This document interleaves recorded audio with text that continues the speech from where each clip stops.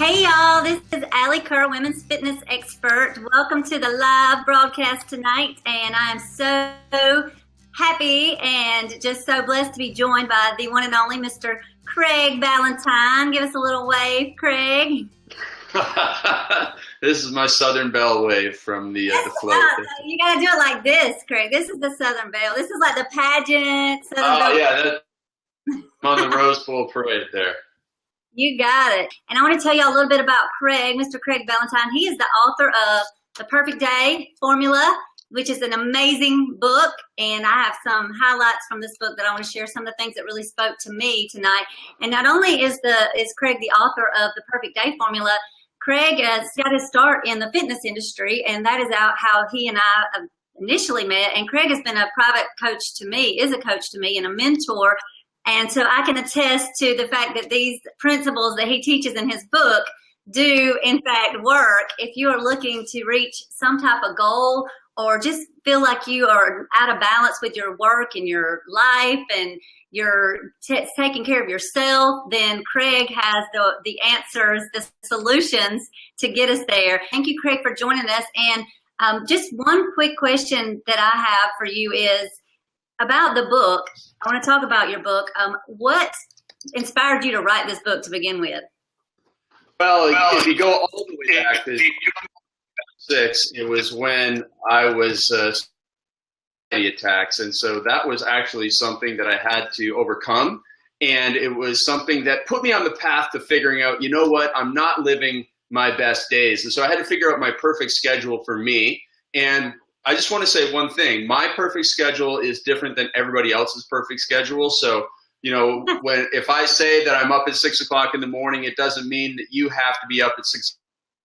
You just have to get up for the right time for you. And then the principles in the book, as you do, Alli, you know, in your perfect days, and so many of my other clients do in their perfect days. So that's what it's all about, is using the systems to become successful, so that you can have those perfect days over and over and over again and truly live your perfect life and have a great impact like you are. Awesome. Well, that is definitely what we all want. We want to get on. And I'm glad you said we don't have to get up at 6 in the morning, because if it's up to me, I'm not getting up that early. And I want to share with y'all some of my aha moments from Craig's book and some of my favorite quotes. One of them, if those of you that saw my post earlier, Craig, this was my favorite. This was the thing that I highlighted and underlined and folded down in the book that really hit me hard when I read it. And it was on page 128 that says, "You will always want more time to be with your family and friends, so use it. Don't look back and say, why did I watch so much TV?" That's right. I mean, you know, at the end of the day, you're not going to remember all the TV you watch. You're going to remember those times, you know, you had friends and family over, even for the simplest things. Like yesterday, it was my uncle's 80th birthday party. I can't believe one of my uncles is 80, but it was his 80th birthday party. We had a great time, and I'm always going to remember playing soccer with a 4-year-old kid, and that's what I did yesterday. There was a little 4-year-old cousin of mine. He wanted to kick the ball around, and the next thing you know, I had my sister out and my friend, and there's her stepson, and it was a really, really good time. I mean, I checked my phone after what I thought was 15 minutes, and it had been an hour, you know, that it went by. And those are the things that we're going to remember. So we do need to get away from our phones. We need to get away from our television sets. Not when Alli Kerr is on live, though. You need to be on that. But most of the time, we just need to make sure that what we're doing is right for our life. Yes, thank you, Craig. And it's so easy to get caught up in all those things. And I know as a coach, and I'm sure for you, you can attest to this, one of the biggest reasons I'm in the fitness world, and one of the biggest reasons that people tell me that they don't exercise or that they don't meal prep or that they don't meet their goals is that they don't have time. And one of the things that you talk about a lot in your book is procrastination. And that's something, and I'm going to read another one of the quotes, and I want you to kind of touch on this. It's on page 66. It says, "Action is the simplest way to avoid procrastination. Get up and throw yourself into the battle. Be clear about your number one priority and attack it with great energy." So tell us about your thoughts on that, because we just think that we are watching TV or we are doing these things and we just don't have time. So talk to us about that. Well, there's a little mindset trick I want people to understand. The people that struggle with time are the people that say, I'm going to find time to do something. If you switch trying to find time, making time, it's a total different mindset shift. Okay, so if I'm going to try and find time in a busy day, it's never going to happen. But if I go and proactively get out there and schedule my day, and like you said, start with action on my number one priority, I'm going to get ahead in life. And that's so key. That's so important. And that's what I want people to understand. Be proactive and make time. Don't be reactive and try and find time, because that's when you'll struggle. Absolutely. One of the things that it's funny to me, if I go into the say the supermarket or just out in public and people see me that know that I'm in the fitness world and I'm a trainer, and they'll say, I need to come see you. And we live in this world of I need tos. You know, I need to come see you. I need to get in better shape. I need to get my business on track. I need to spend more time with my family. All these need tos. And one of your quotes is, compare what you say against what you actually do. Do they match? And I love that, because we do say we need to. We live in that. I really worked on, for me personally, getting rid of that whole phrase. Yeah, you know what? I was just reading a book today by a guy named Grant Cardone. It's pretty intense book called Be Obsessed or Be Average. You can take it for what it's worth there. But he talks about how he realized at one point in his life the people he was hanging around with were not congruent with his goals. And I always use this little technique here that, most goals up here, but their actions are down here, and they struggle. And Cardone realized that, hey, he was hanging around people that weren't congruent with his goals. And he said, I was being treasonous to my goals. And I just love that phrase. Like, you are being a traitor to your goals when you are not acting in accordance with your dreams. And so that's what we all, every single thing that we do, every choice that we make, whether it's to lose weight or whether it's to make more money or have more time with our families, we need to make the right decisions that move us towards those goals and not take the easy way. Love it. True, wise words from a very wise man. One thing that you just talked about, Craig, that was one of the things that I had that was really, I feel like, is important for my audience. I want to talk about, thank y'all for the likes and loves on Instagram. I want to talk about two of your pillars. You talk about, first you talk about personal responsibility, and I'm going to share this quote, and then we'll kind of get into that. On page 84, it says, you and you alone are responsible for exactly where you are in life. You are responsible for your friends, your family, wealth, your health, your energy, your motivation, your days, your nights, your rules, your vision, and your behavior.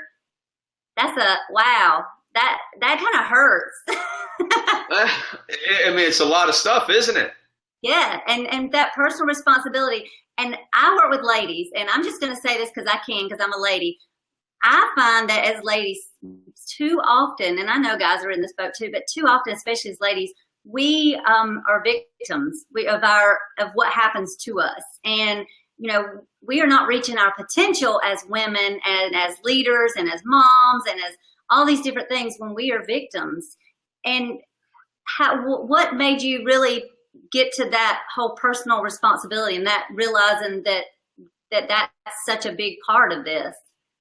Yeah, so what I see with a lot of, women is that they suffer in silence. They take everybody's problems on, and they just, it loads their shoulders down. And so that can stop them from having enough time or feeling like they have enough time to take care of themselves. But at the end of the day, no one's going to take care of us but us. And so, you go back to the last time you were on an airplane, and what happens when they do that little safety demonstration at the start? They say, if the oxygen mask falls from the top, you put it on yourself first before you go and help others. Because if you don't, then you'll pass out before you can help anybody else. And so we need to use that analogy when we're taking care of ourselves. You need to have some of that self-care in place so that you can take care of your energy levels, so that then you can go on and help other people. And when you do that, then you're taking that personal responsibility for yourself, and you're doing the right things for you, and you're going to be better off in the long run. So yeah, I mean, I know it is a pretty bit of a harsh thing to say to some people, but I really do encourage people to take that to heart and realize that, hey, no one's going to take care of me but me, And so I'm going to take care of myself first, and then I'm going to help everybody else. Doesn't mean being selfish and hoarding your time. It means just making sure that you're at your best self so you can be your best self for others. I love it. Absolutely. Amen. And we've got some Lynn Zoltek said, I'm guilty of this. Lori said that she thinks she needs this book. Yes, yes, yes. I would say absolutely awesome book. Let's see some other comments. I'm just kind of checking to see what folks are saying. Me too. Mary Beth Shell, as a social worker, it's so hard to not do this at work and then come home and do it at home. Oh, for sure. Oh, can I give a piece of advice on that? Absolutely. Okay, so at one of my workshops, there was a young man named Mike Westerdahl. He's a really, really great guy. He has a couple young kids at home, and he was feeling the burden of work, as we almost all of us do. You know, we've had a tough day at work. We're kind of exhausted, and we got to go home to our families, to young children. So what do you do? What do you do? Well, Mike came up with this really cool solution that he would either watch his favorite video on YouTube or he'd listen to his favorite song in the car that would just get his mind right so that when he walked into his house, he wasn't exhausted and when his kids would come running up to him. But no, he was ready to be super dad. And so it doesn't matter if you have kids at home or if you don't have kids at home, but when you go home, you want to be your best self and you want to have that mindset shift. And so it might just be listening to a song or saying a prayer or reading something or going and watching something on the internet really quickly that raises your spirits. And it's like, you know, Tony Robbins has always talked about having anchors. When you go on stage, you want to have an anchor, whether it's a song or a little routine that makes you go, okay, I'm going from being back behind stage to being on stage and being my best self. And so we can use these little tips and triggers. I wanted to say tips, tricks, and triggers all at once, but that's what it is. That's what it is there. It can really help you change your mindset and be the person you need to be in whatever situation it is. Yes, and I love that about the bookends. I was thinking the same when you were talking. I know that's one of the things when I went to Craig's workshop that really was helpful to me is having those bookends. And if you are working, you know, we like to have those bookends, how to start our day and how to end our day so we can go to sleep well at night. But also if you're transitioning from work day to home life, having that bookend in between there is a great idea. So I think that's so helpful. So thank you for that. And hopefully that'll help Mary Beth and some other ladies and guys out there. And Lisa Barfield, hey, she said, I need this. So me. Well, we're so glad, Lisa. This is for you. And all of us. Yeah, you know, this is a great little tip that you can use too before you go into your exercise session. You know, just play that one song that gets you going. And then you go in there and you can train hard with Alli and you'd be like, I can keep up today because I listened to my song. Yeah, have your song. And it does. And even if you're not in the mood, go ahead and start playing the song. And that'll help you get, like, on the way to the gym or just after work, that will help you get, and I read that in your book too. You talked about that, having that, something that you do to help you get in that workout mindset. Oh, totally. Is awesome. All right, so you talk about these 5 pillars, and I really want to talk about 2 that I think in particular affect are really are important for us ladies to talk about and think about. So the 2 you talk about 5 pillars that we need to put in place in order to really just get on the right track of where we want to go. All right, so pillar number 3, I'm going to skip some of them. Y'all going to have to get the book if you want to read the other ones. And he's got other stuff in here too, but these pillars are awesome. So number 3, social support. And for women, I really feel like this one is huge. Women and the people, and men, just the people we spend our time with. How important is it, Craig, for us to surround ourselves with positive people? Oh, it is essential. And so, you know, here's a really great example, Alli. In your gym, you have people that come in with the same mindset, the same goals, and so they're going to be positive social support for other people. In the boot camps that I run, people come in with the same mindset and they lift each other up. In the coaching programs I have for business, it's the same thing. So it's all about surrounding yourself with like-minded people. Now, I know what some people are thinking. I hang around a lot of negative people at work, or, you know, some people in my family don't support me. Well, here's the thing. You can get positive social support from Facebook, from membership sites, from forums, from all these things. It doesn't have to be in person. So the research shows that if you spend time with like-minded positive people, whether it's online or in real world situations, you'll get that lift up. and you'll have that motivation to keep on going when you've had some tough days. So that's the importance of it. And you're right, it is so important for women, but it's also important for us guys too. Yes, for sure. And what about, we got to talk about haters, because I know women, again, I'm going to pick on women here because I can. But what do you talk about negative people at work, maybe you can't get away from some negative people because you are working with them. What do you recommend for women dealing with those negative people that are dealing with haters? If you're a business person or you're a successful person, there's going to be haters. Haters going to hate. What do we do? Right, How exactly. do we handle that? Exactly. So the thing is, if you are in physical contact with them, you can be physically there, but mentally you don't have to be there. And so this takes a little bit of willpower and discipline to do this, and it's almost like mental training. But you can sit beside somebody who's complaining and you cannot hear those complaints. It's up to you whether you want to listen to them or not. You can kind of tune out, just like your kids tune out when you're telling them to clean up their bedrooms. I'm sure many people can relate to that. Somehow they have that magic ability to tune out when you're telling them what to do, and you can do the same. And when they are done complaining and you get to leave their presence, you go and you play that power song, and you get, whether it's you actually play it or you just play it in your head, and you get back on track. Again, it all comes down to that personal responsibility, meaning you get to control what's up here. Nobody else controls what's in your thoughts and your mind. And so you control that. And I want people to understand you control your thoughts, words, and your deeds. And that is how you have personal responsibility for everything in your life. Now, if somebody's sending you messages on the internet, or someone's just posting on your Facebook page, or someone's making negative comments about you on other pages, and trust me, I know this because I've had people build entire websites and make fun of me and call me names and all sorts of things. And the only time it made me upset was when they called my dog a bad name. But other than that, those people, they're anonymous cowards. They wouldn't say it to your face. And so you just have to understand that they are in a bad place, and it's more a reflection on them than it is a reflection on you. So you do have to learn how to let it all slide off you, build up your tolerance to that, and then as soon as possible, as soon as you can get your mind right again, that's what you do. Love it. That is so good. I love the part about, and I found this to be true, when people make negative comments, so many times it has so much more to do with what they're personally going through, and we're just the scapegoat for that. Right. And you realize that, and you don't take it personally. Just it's such a waste, and I know you talk about that in your book. It's such a waste of time to engage in that. Right. Yeah. I mean, you can't control somebody else's thoughts. You can't control what they're going through. You can't fix them, just like you can't, like on an extreme example, you can't fix an alcoholic. I mean, you can't just say, hey, stop drinking. They're not going to stop drinking. Just like you can't change somebody's attitude. If your boss is angry, you can't change them. If there's traffic, you can't change that. If it's raining outside, you can't change that. All you can change is what's going on up here, how you decide to look at life. That's what it's all about. Absolutely. I'm going to share some of our comments. Linda said, so true. We must have positive folks around us. Yes.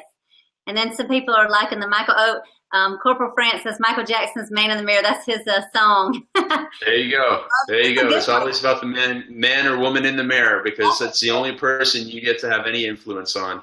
So we all need to download that song. And then there you go. Betsy said, I so needed this today. Thank you. Thank you, Betsy. Oh, you're welcome. And Lori said, yes, exclamation point. And Robbie said, anonymous cowards. Yes. That's what they are. And a lot of them are young folks who are, maybe just finding their way in the world. And, again, they would never say it to your face. It's still hurtful. I mean, I'm not saying it's not hurtful when they just post it on the internet, but I think it's interesting that, everybody who's listening tonight has at one point in time said, oh, I don't like that actor. They're no good. And we say that because, that person isn't like real to us because they're an actor and, they're famous. So what do they care? But, you wouldn't say it to their face, but we don't mind, just saying an offhand comment like that. And that's what the people posting on the internet are thinking, this person will never read my comment, or, they're famous anyways, so it doesn't matter. They don't realize that they're causing hurt, just like we don't realize that, if somebody, some famous actor heard that we didn't thought they weren't a good actor, it probably would hurt them a little bit. But we don't think about that when we say those things. So you just have to understand that, again, at the end of the day, those people are either going through their own problems, or they're just saying something to try and be funny, or, some other reason, and it doesn't really reflect you. Yes. And we're going to talk about switching gears from the haters and now talking about something we can do, because like we said, it can be such a waste of time. And the fifth pillar, and this is one that, again, that I feel like is very important for us ladies and guys too, but it's all about the deadline. And you talk about, one of your quotes is, and this is on page 107, we all have a natural big deadline in our lives, and the realization that we are running out of time should be enough to inspire us to take action on our top priority today. Like, that really struck me when I read that, because we're none of us are gaining days in this world. So our time's the time is ticking, and if not now, when are we going to work on ourselves and work on those things that are important and those priorities to us? So talk to us about deadlines and why those are so important, and just any recommendations you have. Right. So the deadlines, as you mentioned, they're super important. It's the most important of the 5 pillars that we talk about in there. And I'll tease them out. It's planning, it's professional accountability, it's positive social support, it's meaningful incentive, and the 5th one we're talking about here is the big deadline. And the big deadline spurs us to action in 3 ways, Alli. First of all, if we have a deadline of 60 days, it gets us going. Whereas if we just said, sometime this year I want to lose 10 pounds, or sometime this year I want to, go away for a weekend with my boyfriend, girlfriend, spouse, or whatever, there's no real deadline, obviously. It's just an abstract thought. But if we say in 60 days I got to do this, then we realize, that 60 days is starting now and it's counting down. I got to get going. It spurs us to overcome the initial inertia, the procrastination that we talked about before. So that's the first place it helps. The second place it helps, if we're going through those 60 days, maybe it's a weight loss program, maybe it's a challenge, and we're like, oh my goodness, this is kind of tough. I had a tough week at work and kind of getting bored of this one meal. But you know what? I'm halfway through. And I'm on the home stretch now. I'm going to keep going. So we don't want to lose what we put into it so far. So it keeps us going. That's the second place the deadline helps. The third place the deadline helps is, as we get closer and closer and closer to the deadline, we start taking faster and faster action. We dial in our diet a little bit more, because we know that at the end of that deadline, we get to go and have that reward meal wherever it is. We get to go and have some pecan pie or some fried chicken, just as a treat, and then we get back on track. So we know that at the end of the deadline, there is a reward waiting for us. And so we just get better as we get closer. Absolutely. And I have to give you props for saying pecan pie, because I was searching for something in my head. I was like, what do I say? Well, you said pecan the right way, because that's... Oh, yeah. Thank you. My mom, instead of pecan? But, in South Georgia, we say pecan. So good job. Yeah, Craig is from Canada. So Craig's in Canada right now, which is one of the great things about internet. We're talking here, and he's over there sitting in Canada, and I'm over here in Georgia. So yeah, I'm glad you, I'm proud of you, Craig, for knowing how to say. Craig has been generous enough that those of you that are watching, he's going to get us the hookup with a copy of his book for you all. And I'll be posting the link on my blog. So just, if y'all post in the comments that you want it, just post in the comments right now, I want the book. Then I will make sure book. So if y'all will comment and let us know if y'all are interested in getting a free copy, because I hear some of y'all saying, I need this book, and this is your chance to get it for free. So get your to-do list ready tonight. What you're going to do, planning ahead instead of letting the day plan you. I know that Craig talks about getting an early start, and just, he's that early morning guy. So I'm sure we're probably keeping him up past his bedtime right now. Thank you, Craig.